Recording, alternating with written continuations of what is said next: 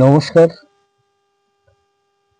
কথা সাহিত্যিক শরৎচন্দ্র চট্টোপাধ্যায়ের লেখা উপন্যাস পল্লী সমাজ এর তৃতীয় পর্বটি আমি পাঠ করে শোনাচ্ছি। এই ধরনের আরো উপন্যাস, কবিতা, ছোট গল্প, অ্যাক্টিং ক্লিপ যদি আপনারা আরো পেতে চান তাহলে আমার এই চ্যানেলটিকে শেয়ার ও সাবস্ক্রাইব করে দেবেন। তো শুনুন আজকের উপন্যাস কথা সাহিত্যিক শরৎচন্দ্র চট্টোপাধ্যায়ের লেখা পল্লী সমাজ।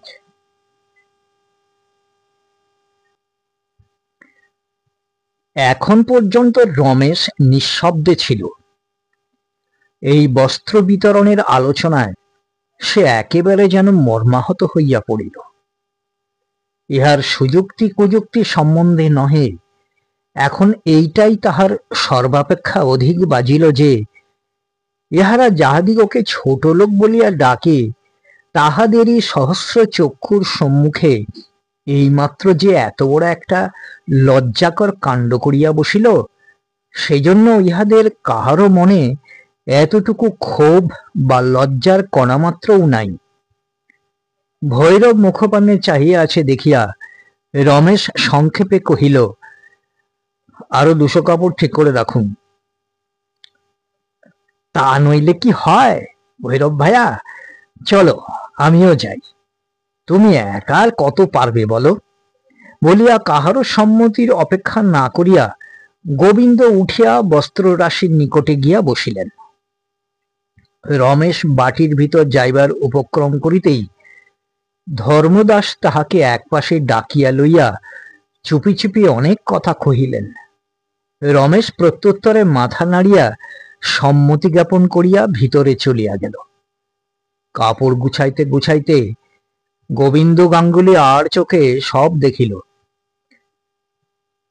কই গো বাবাজি, কোথায় গো বলিয়া একটি শীর্ণকায় মণ্ডিত শ্বশ্রু প্রাচীন ব্রাহ্মণ প্রবেশ করিল। ইহার সঙ্গে গুটি তিনেক ছেলে মেয়ে। মেয়েটি সকলের বড়, তাহারই পরনে শুধু একখানি অতি জীর্ণ ডুরে কাপড়। বালক দুটি কোমরে এক এক গাছি ঘুনসি ব্যতীত একেবারে দিগম্বর। উপস্থিত সকলেই মুখ তুলিয়া চাহিল। গোবিন্দ অভ্যর্থনা করিল, এসো দিনুদা, বসো, বড় ভাগ্যি আমাদের যে আজ তোমার পায়ে ধুলো পড়ল। ছেলেটা একা সারা হয়ে যায় তা তোমরা। ধর্মদাস গোবিন্দের প্রতি কটমট করিয়া চাহিল।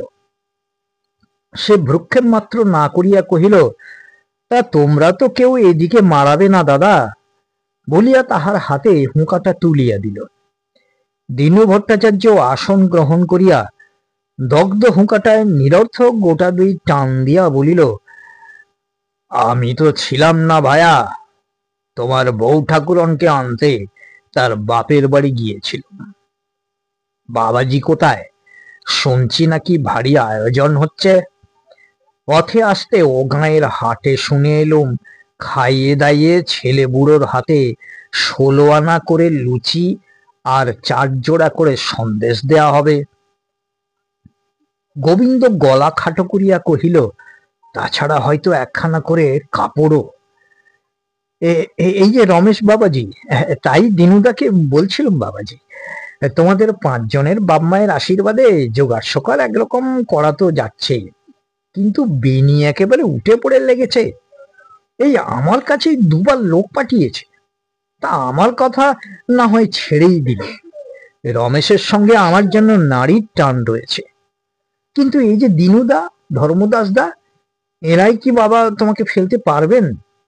দিনুদা তো পথ থেকে শুনতে পেয়ে ছুটে আসছেন, ও ষষ্ঠীচরণ, তামাক দে না রে। বাবা রমেশ, একবার এদিকে এসো দেখি, একটা কথা বলে নি। নিভৃতে ডাকিয়া লইয়া গোবিন্দ ফিস ফিস করিয়া জিজ্ঞাসা করিল, ভিতরে বুঝি ধর্মদাস গিন্নি এসেছে? খবরদার খবরদার, অমন কাজটি করো না বাবা। বিটলে বামুন যতই ফোসলাক, ধর্মদাস গিন্নির হাতে ভাঁড়ারের চাবি টাবি দিও না বাবা, কিছুতেই দিও না। ঘি ময়দা তেল নুন অর্ধেক সরিয়ে ফেলবে। তোমার ভাবনা কি বাবা? আমি গিয়ে তোমার মামিকে পাঠিয়ে দেব, সে এসে ভাঁড়ারের ভার নেবে। তোমার এক গাছি কুঁটো পর্যন্ত লোকসান হবে না। রমেশ ঘাড় নাড়িয়া যে আজ্ঞা বলিয়া মৌন হইয়া রহিল। তাহার বিস্ময়ের অবধি নাই। ধর্মদাস যে তাহার গৃহিণীকে ভাঁড়ারের ভার লইবার জন্য পাঠাইয়া দিবার কথা এত গোপনে কহিয়াছিল, গোবিন্দ ঠিক তাহাই আন্দাজ করিয়াছিল কিরূপে। উলঙ্গ শিশু দুটা ছুটিয়া আসিয়া দিনুদার কাঁধের উপর ঝুলিয়া পড়িল। বাবা, সন্দেশ খাবো। দিনু একবার রমেশের প্রতি একবার গোবিন্দের প্রতি চাহিয়া কহিল, সন্দেশ পাব রে? কেন, ওই যে হচ্ছে বলিয়া তাহারা ওদিকের ময়রাদের দেখাইয়া দিল। আমরাও দাদামশাই বলিয়া নাকে কাঁদিতে কাঁদিতে আরো ৩-৪টি ছেলে মেয়ে ছুটিয়া আসিয়া বৃদ্ধ ধর্মদাসকে ঘিরিয়া ধরিল।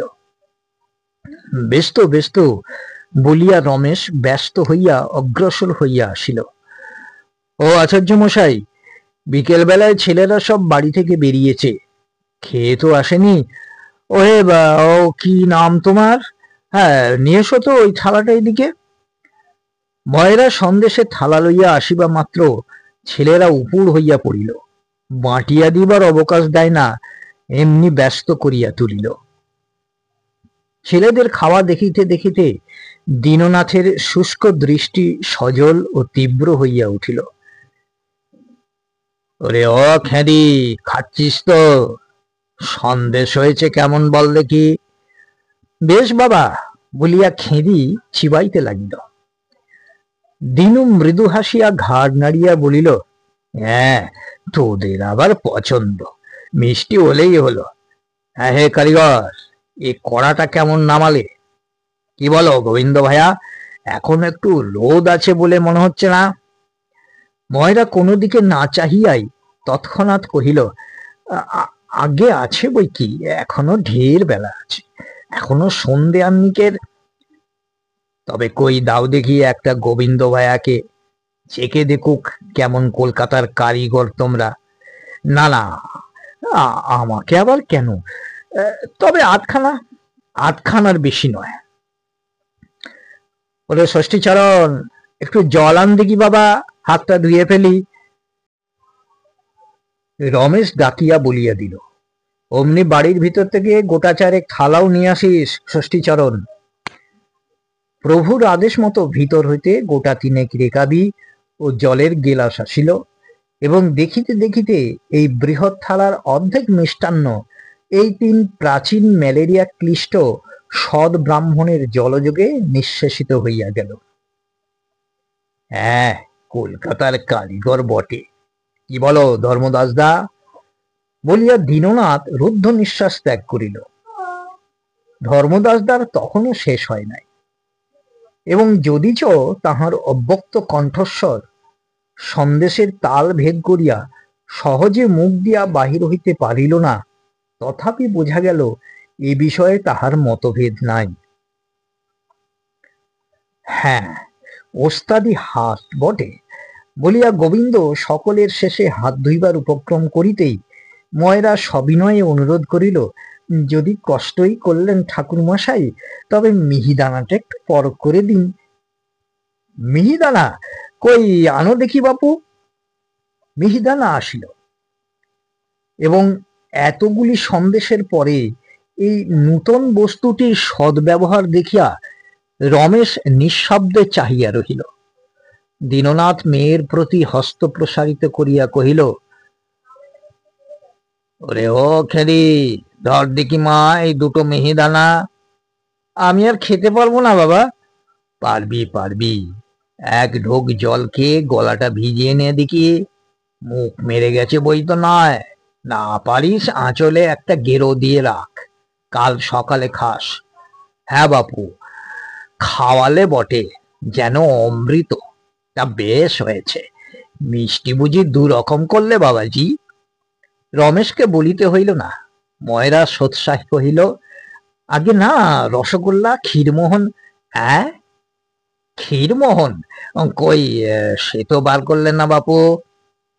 বিস্মিত রমেশের মুখের পানে চাহিয়া দীননাথ কহিল, খেয়েছিলুম বটে রাধানগরের বসেদের বাড়িতে, আজও যেন মুখে লেগে রয়েছে। বললে বিশ্বাস করবে না বাবাজি, ক্ষীরমোহন খেতে আমি বড্ড ভালোবাসি।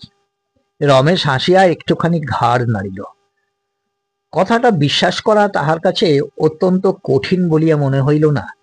রাখাল কি কাজে বাহিরে যাইতেছিল, রমেশ তাহাকে ডাকিয়া কহিল, ভেতরে বোধ করি আচার্য মশাই আছেন, যা তো রাখাল, কিছু ক্ষীরমোহন তাকে আনতে বলে আয় দেখি।